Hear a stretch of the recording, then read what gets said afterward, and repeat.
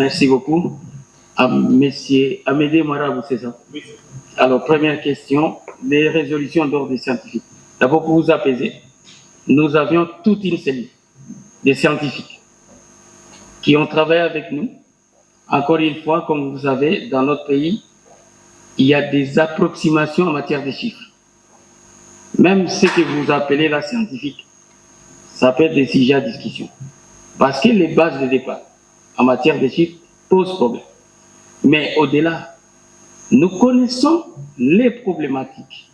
Nous savons que nous avons des problèmes structurels. On n'a pas besoin d'avoir un scientifique, je ne sais pas, masterclass pour nous dire que les enfants que nous avons formés en littérature, en lettres, en anglais, je n'ai rien contre ça, ne peuvent pas travailler dans les mines, ne peuvent pas faire l'agriculture. On n'a pas besoin de scientifique pour ça. C'est un constat qui est là et nous pouvons nous dire qu'il faut corriger. Maintenant, la science intervient pour répondre à une grande question. C'est la question comment. Parce que tout le monde peut avoir de bonnes intentions. Mais la façon de les faire, ça pose problème. Un programme comme celui que je vous annonce là, le concours national des plans d'affaires, simplifié aujourd'hui, au moment où nous parlons, il est entre les mains des professeurs d'université qui sont en train de faire toutes les projections. C'est des scientifiques, des économistes, avec des calculs précis. Donc, pas de problème, vous allez voir quand il va être publié, c'est totalement scientifique. Et il est aussi facile à comprendre parce qu'on peut l'expliquer en français facile. Économie qui mettent la science à l'avant-garde. Je suis d'accord avec vous. Je pense qu'aujourd'hui, nous devons comprendre que plus qu'hier, même les commerces, c'est les commerces du savoir. Donc, c'est les commerces dans lesquels la science vient nous donner la porte de la plus-value. Si vous êtes toujours dans les commerces des briques et des produits primaires, ben vous allez les vendre à vil prix. Celui qui va y rajouter de la connaissance et de l'intelligence va vous ramener les mêmes produits 15 millions de fois plus cher. Prenez les cas, les avions, les téléphones, tout ça, c'est des matières premières qui partent d'ici. Quand ça vous revient sous forme d'iPhone, ça coûte combien? C'est l'intelligence qui est rémunérée. Mais nous sommes en train de commencer un programme qui est fondé sur l'innovation. Déjà, aller dans nos contrées pour dire qu'est-ce que vous pouvez faire? Est-ce que vous ne pouvez pas fabriquer du savon ici? C'est déjà la connaissance. Nous voulons qu'il y ait une plus-value sur nos matières. Et donc, nous sommes conscients du fait que, même au niveau institutionnel, nous devons changer les choses. Est-ce que vous avez une idée des conflits qu'il y a sur la propriété intellectuelle dans le monde, ou la propriété industrielle? Quelqu'un qui fabrique, qui a conçu les essuie-glaces non automatisés, qui entre en conflit avec celui qui a construit des essuie-glaces automatisés. L'un est en Chine, l'autre aux États-Unis. On fait comment pour trancher? Antériorité des dépôts en termes de protection. Et donc, attention, avec des questions liées à la connaissance, nous en sommes conscients. Et nous pensons qu'il faut y aller étape par étape. C'est très important aussi d'amener la société dans un changement qui soit programmatique, pas dans une espèce de rupture totale. Monsieur le ministre, vous parlez de FOGEC. Et pourquoi pas une banque d'investissement? Très bien. Alors, on a réuni 475 délégués, mais ce n'est pas chaque délégué qui vient avec un projet pour lui sur la tête, pour nous dire, voilà, mon projet est là, moi, mon projet est là. Non, c'est pour fédérer les idées. Et il y avait des problématiques. Et les ateliers étaient orientés dans des thématiques précises. Et ce n'est pas chacun qui dit, moi, j'ai tel projet. Les questions sont d'abord des questions d'ensemble, des questions d'approche. Et c'est sur ces questions-là qu'on a réfléchi. Il y en a certainement qui ont des projets, peut-être qui en ont parlé, mais notre objectif n'était pas de recenser les projets de tous les participants. D'autant plus que nous parlons et de la formation professionnelle et de l'emploi. Mais quand formation professionnelle, n'importe quel projet, il veut étudier. Emploi, ben, il veut travailler, il veut être employé. Il n'a pas de projet. Mais quand il veut entreprendre, il peut avoir un projet. Donc, on a abordé toutes les questions de manière thématisée. Si je puis ainsi m'exprimer, je ne peux pas les compter.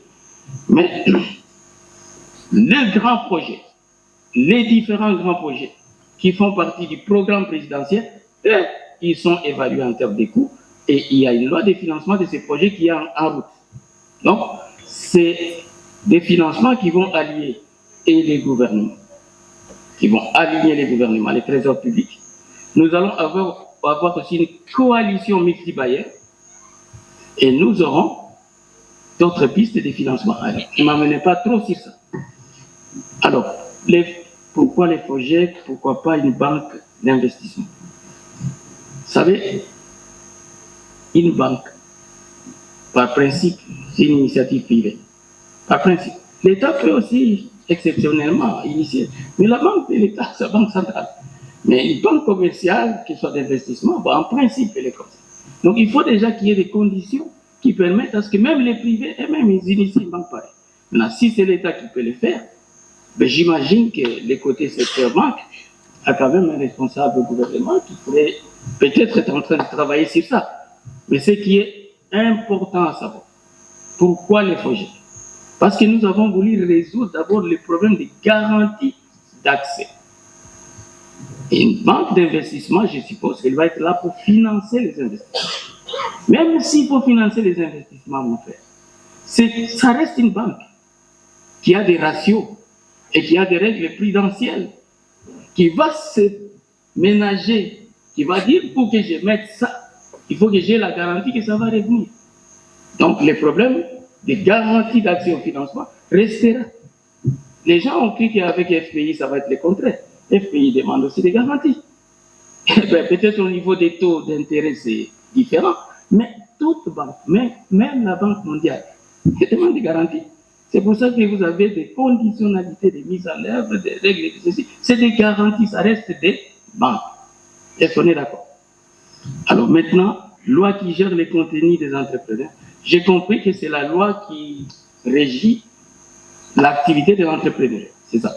Nous avons une ordonnance loi qui est sortie en 2022, en septembre, qui est là, dont nous sommes en train de rédiger très très vite les mesures d'exécution pour faire rire, monsieur le ministre.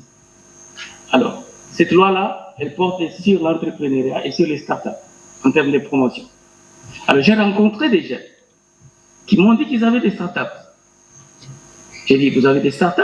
Il dit oui. Ah bon? Comment vous avez fait? Non. Sur le plan numérique, on a créé ça. Je dis, mais qu'est-ce que la loi dit pour que ça soit une start-up? Il y a tout un comité de labellisation des start-up qui n'est pas encore installé. Nous sommes en train de travailler à sa naissance. Mais les Congolais ont déjà des start-up, mais qui ne sont pas labellisées.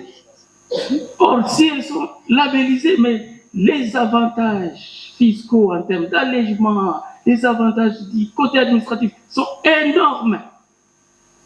Nous allons vulgariser avec le ministre toutes ces lois pour que vous compreniez c'est quoi une start-up et pourquoi il faut aller vers la labellisation. Parce que ça vous ouvre la porte à beaucoup de choses. Et même en termes de marché, tout ça n'est pas connu, mais pourtant, c'est depuis 2022 que les lois sont là. Les faits précèdent les lois. Je me souviens que quand parlementaire, on avait beaucoup travaillé sur ces sujets. Alors, monsieur le ministre, peut-être qu'on va, en tout cas, lorsqu'il sera 20h, on pourra laisser place au journal, on continuera avec quelques questions pour être plus précis. Mais monsieur le ministre, vous avez parlé du FOGEC. Lorsqu'on parle des PME, on parle de FOGEC, on parle d'un APEX, on parle d'un RSP. Est-ce que de manière brève, vous pouvez nous dire c'est quoi la fonctionnalité de chacune de ces structures? Alors, comme je l'ai déjà dit, le FOGEC, c'est vraiment les fonds de garantie de l'entrepreneur. Mais garantie face à qui? Face aux banques. Ça veut dire aujourd'hui, X personnes a un projet d'entrepreneuriat. Nous disons, pour nous, il faut passer par les 3C. Cette personne va être formée par l'ANADEC. Si ce n'est pas l'ANADEC, elle va passer par un incubateur, mais qui est agréé par l'ANADEC. Parce que l'ANADEC a la spécialité en matière de capacitation. FOGEC, lorsqu'il voit que la personne a été formée par l'ANADEC et que donc elle est devenue propice à recevoir un crédit, FOGEC va l'accompagner auprès du système bancaire. Les banques vont dire, pour qu'on puisse financer, ben nous on veut 1, 2, 3, il faut nous donner telle garantie, telle garantie. FOGEC, j'en conviens, qui est sous-capitalisé, et une des mesures, ça va être de récapitaliser sérieusement FOGEC. FOGEC va garantir, va dire à la banque, donnez-lui les crédits. Il a été formé, son business plan est pertinent, et nous allons suivre. Et donc FOGEC va s'engager en poussant la personne à rembourser. Si jamais cette personne n'arrivait pas à rembourser, évidemment, le garant sera appelé à la cause. Maintenant, si on franchit ça, tout est en cohérence. Je note à l'intention de nous tous que c'est le modèle sur lequel la Chine a fait son enjambée commerciale. Ces modèles ici. Et donc, quand vous franchissez, et d'ailleurs c'est le modèle des États-Unis actuellement, quand vous franchissez la garantie, vous avez les crédits, vous avez maintenant des questionnements sur l'accès au marché, où vous avez des géants qui ont toutes les garanties, qui ont tout, parce que là aussi il y a des conditionnalités pour accéder au marché. Et puis bon, s'il vous plaît, vous n'allez pas faire. Oui, s'il vous plaît. Ah, mais je crois qu'il y a. Vous faites bien de reposer cette question sur la paix. Mais, je suis désolé, parfois l'entrepreneuriat évolue bien en cas de conflit. Parce que ça crée un nouvel écosystème. Parfois l'entrepreneuriat peut trouver son essor en cas de crise ou d'épidémie. Ici, c'est l'épidémie, la crise, mais c'est la capacité de nous adapter. Parce qu'en fait, l'entrepreneuriat, c'est quoi? C'est la capacité à donner une réponse à un problème vécu. J'ai besoin de vous joindre, vous êtes loin, on crée les téléphones, j'arrive à vous joindre. Pendant le Covid, ici, pendant la pandémie, moi je connais une dame qui a industrialisé pratiquement la fabrication de masques. Elle en a tiré profit. Et donc ici, il ne faut pas attendre, il ne faut pas donner l'impression que parce qu'on n'a pas la paix, encore que, en parlant de paix chez nous, évidemment, je ne voudrais pas réduire la portée de la crise que nous connaissons parce qu'elle nous affecte tous, mais ça représente combien de pourcents sur 2 345 410 km²? Parce que la propension de certains en dehors, c'est de nous définir, on dit en RDC, il y a la guerre. Certaines personnes qu'on reçoit à Kinshasa sont surprises, ils disent mais avant de venir ici, on nous disait que ça tirait de partout. C'est pour ça que justement, dans le travail que nous faisons sur le narratif, nous insistons beaucoup sur l'effet que la RDC, comme le ministre l'a décrit tout à l'heure, mais c'est le réservoir de toutes les ressources du monde, si je peux m'exprimer ainsi.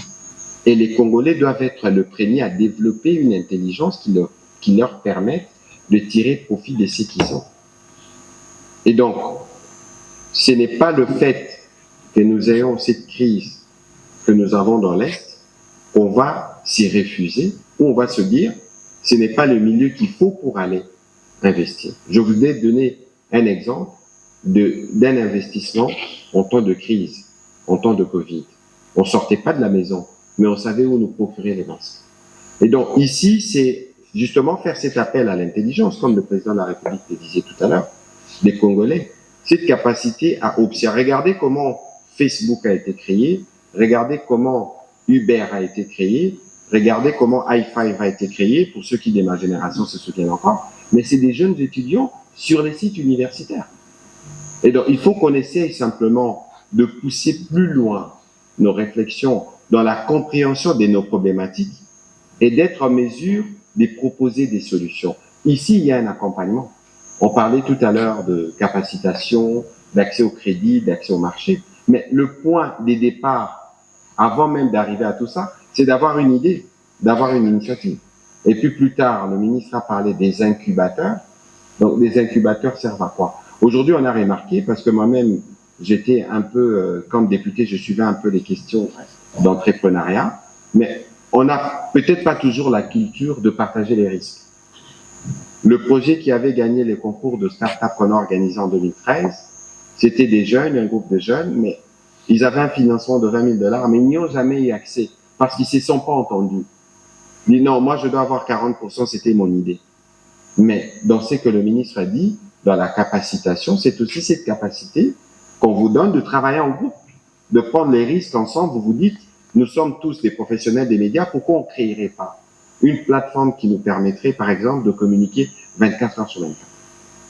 Donc ici, il faut enlever de la tête des compatriotes que lorsqu'on n'a pas de paix, encore que ça ne touche pas tous les territoires nationaux, qu'on ne peut pas investir, qu'on ne peut pas entreprendre. Il faut considérer, Amédée posait la question tout à l'heure, que chacun des défis que nous avons est une opportunité d'enrichissement.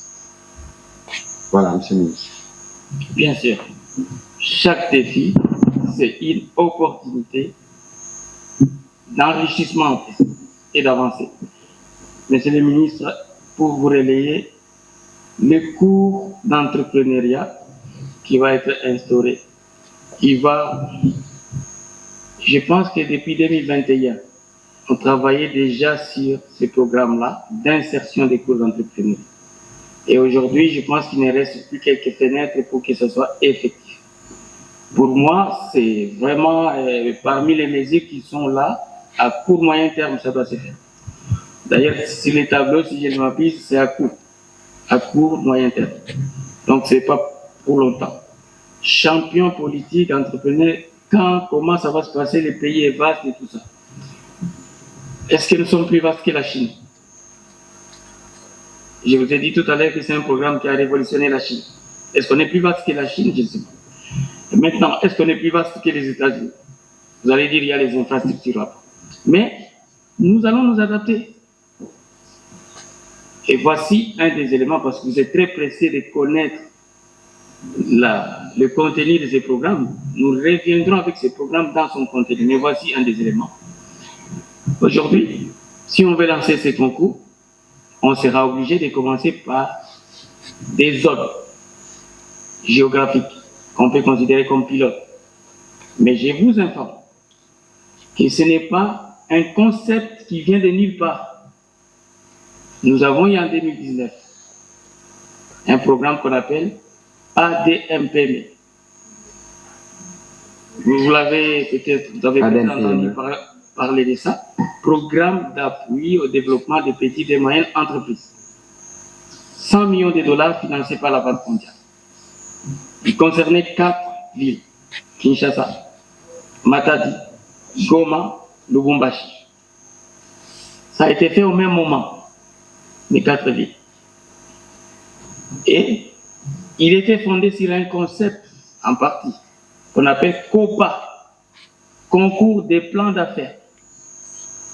Si vous interrogez la Banque mondiale, elle va vous dire que c'est parmi les projets les mieux cotés de la Banque mondiale exécutés au Congo.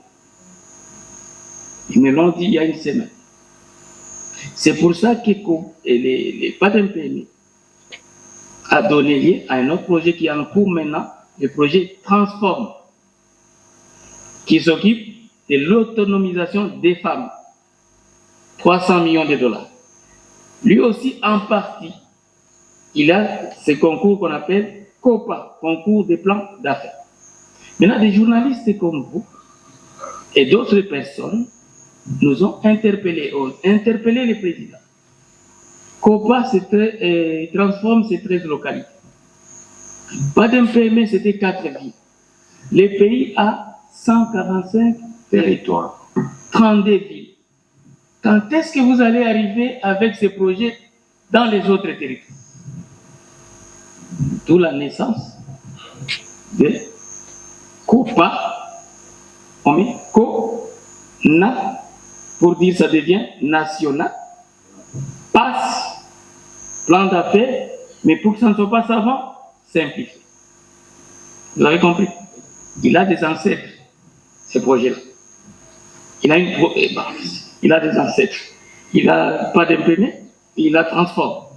Et nous allons y aller par grand ensemble provincial. On peut dire, les 6 premiers mois, nous nous concentrons sur la Grande Orientale, par exemple. Les 6 autres mois qui viennent, nous sommes dans les Grands Kassai. Les 6 mois qui viennent, vous allez voir que si vous décomptez, au bout de 3 ans, on est sur l'ensemble du pays. C'est des choses qui sont en train d'être chronométrées par des professeurs d'université dont on a parlé ici, des savants, nos chercheurs. Donc, tout est étudié. Autre référence. Est-ce que la CENI, quand elle organise les élections, elle ne fait pas sur l'ensemble du pays? Au même moment. Pendant que nous sommes là, les équipements de la CENI font quoi? Ils chôment. On ne peut pas les utiliser. C'est juste pour dire, on réfléchit à tout. Est-ce que vous avez compris? Merci beaucoup. Voilà, on va prendre, si vous plaît. De cette institution, moi, dernièrement, le 20 novembre dernier, j'ai vu une préoccupation d'un entrepreneur, Eli. Je suis désolé, mais je n'ai pas l'impression que tous ceux qui ont entendu parler de ces rapports l'ont lu. Les commentaires qui ont été relayés nous ont surpris parce que cet après-midi d'ailleurs, j'ai reçu Tuvis Tiwadi qui est venu me remettre le prix que GED a reçu en Suède pour les travaux qu'ils font en termes de protection de journalistes. Il est venu me le remettre. Je pensais qu'il venait me le présenter, mais il me l'a remis pour me dire, Monsieur le ministre, ce prix est aussi le vôtre pour l'essence de l'engagement que vous manifestez depuis que vous êtes à la tête du ministère et les progrès que nous accomplissons. Et si vous regardez l'intitulé du rapport, le rapport parle de Est de la RDC. Et donc, si aujourd'hui nous avons du recul en termes de cotation dans les classements de Reporters sans frontières, c'est plus de l'action des supplétifs qui reproduisent les méthodes du père. Vous connaissez le père Lwanda, le fils l'M23. Et les méthodes du père sont connues, s'il n'y a pas de liberté, il n'y a pas d'espace pour les journalistes. Et donc, maintenant, à vouloir faire une allusion ou des comparaisons ou une juxtaposition des situations, je ne suis pas sûr que ces rapports aient été bien lus. Parce que jamais, avant 2019, nous avons eu un président de la République aussi engagé aux côtés de professionnels des médias. Il est venu plus d'une fois à la célébration de la journée de la presse. Il a ouvert les travaux des États généraux et il a toujours été attentif pour nous accompagner. Il est même venu à un briefing, le président de la République. Alors, de quoi on parle? Alors, on veut faire une petite photographie parce que très souvent, comme nous évoluons dans un contexte où pour certains, il faut à tout prix ressortir les côtés noirs, mais on veut ignorer que les progrès qu'on a fait notamment sur la loi, la nouvelle loi sur la presse que vous avez baptisée loi Mouyaya, en termes de protection de journalistes, en termes d'adaptation du cadre, parce que vous êtes aujourd'hui responsable d'un média en ligne, il n'y avait pas de législation bien avant que la loi n'arrive. Et donc, à un certain moment, nous-mêmes faisons un effort pour reconnaître lorsqu'il y a de progrès et pour dire lorsqu'il y a des défis. De toute évidence, nous, aujourd'hui, nous savons que la sécurité des journalistes est un défi, surtout dans les partis sous occupation. Je vais terminer en rappelant que le travail que j'ai fait est un travail qui peut aussi faire l'objet des critiques.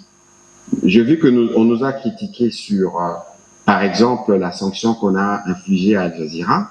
Et d'abord, sur ces sujets, j'ai vu aussi que beaucoup, soit qu'on veut rester dans la polémique, soit qu'on veut dire être sérieux. La sanction des Al Jazeera a été prise parce que ils ont donné la parole à une propagandiste qui n'était pas connue comme journaliste, ni répertoriée par eux-mêmes à Al Jazeera comme journaliste, ni par nous dans les lots de journalistes accrédités.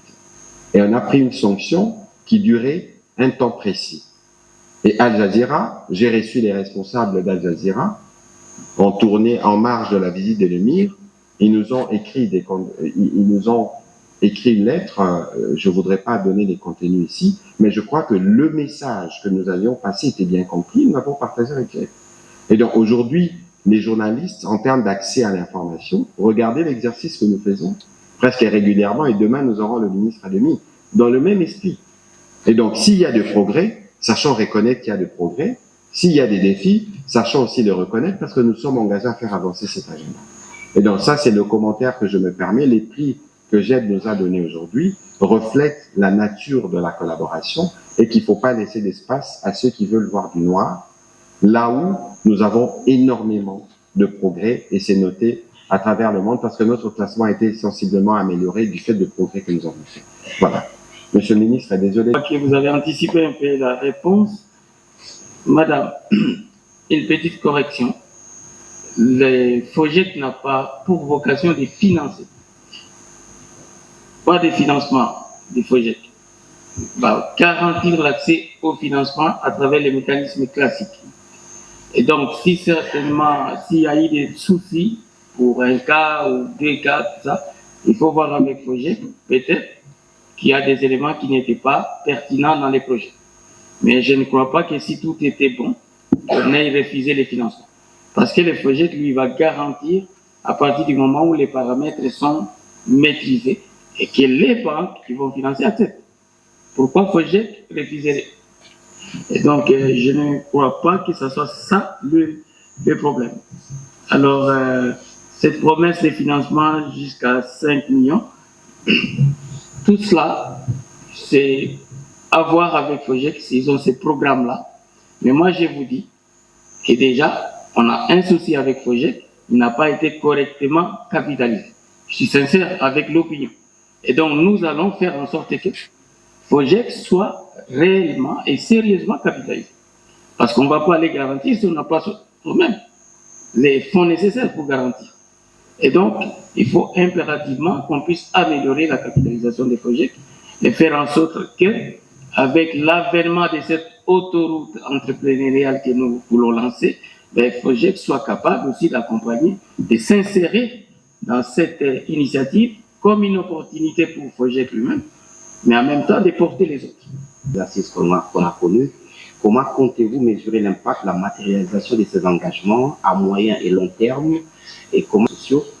Selon cette vidéo, la RDC doit neutraliser les FDLR et ensuite le Rwanda lèvera ses mesures de défense. D'ordinaire, je n'aime pas commenter les propos distillés par celui que vous citez. De toute évidence, nous sommes dans un processus où nous avons des engagements, où nous avons une médiation, nous avons, dans ce qui a commencé à être fait avec le père de progrès, parce que nous avons déjà un accord. Et nous avons un accord avec une dimension sécuritaire sur laquelle nous travaillons. Et nous avons un accord sur la dimension économique qui va se mettre en place quand on aura fini la dimension sécuritaire. Les intentions du Rwanda, les verbiages habituels sont connus. Nous nous en tenons à nos engagements que nous exécutons de bonne foi et nous avons chaque fois les médiateurs qui suivent la situation et qui savent qui est responsable de quoi sur terrain. De toute évidence, dans les jours qui viennent, il y aura une évolution et on verra bien ce que cela va donner. Nous aurons l'occasion de revenir dans les détails. Mais pour le reste, nous connaissons le Père dans la complémentarité avec le Fils. Je rappelle encore pour que cela soit bien fixé dans la mémoire collective. Nous tous, nous savons que le M23 est une création du Rwanda. Nous tous, nous savons aussi que le Rwanda a toujours nié la création du M23. Le Père qui réunit le Fils, mais nous savons tous aussi que tous les rapports des Nations Unies, tous les rapports des services de renseignement de gouvernements occidentaux disent que c'est le Père, le Rwanda, les créateurs du Fils, le M23. Seuls le Père et le Fils réunissent ce qu'ils sont.